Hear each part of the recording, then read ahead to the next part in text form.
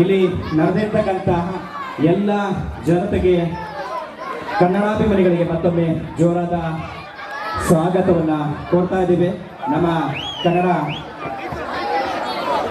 ಸರ್ಕಾರಿ ಪ್ರಾಥಮಿಕ ಮಕ್ಕಳಿಗೂ ಸ್ವಾಗತವನ್ನು ಕೊಡ್ತಾ ಇದ್ದೀವಿ.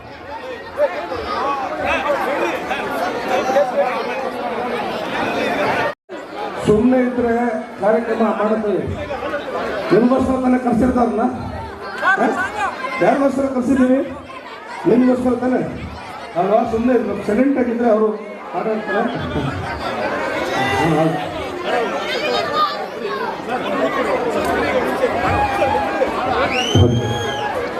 ಕಾರ್ಯಕ್ರಮಕ್ಕೆ ವಿಶೇಷ ಆಹ್ವಾನಿತರಾಗಿ ನಮ್ಮೆಲ್ಲರ ನೆಚ್ಚಿನ ಬಿಗ್ ಬಾಸ್ನ ಮಾಳ ಆಗಮಿಸಿದ್ದಾರೆ.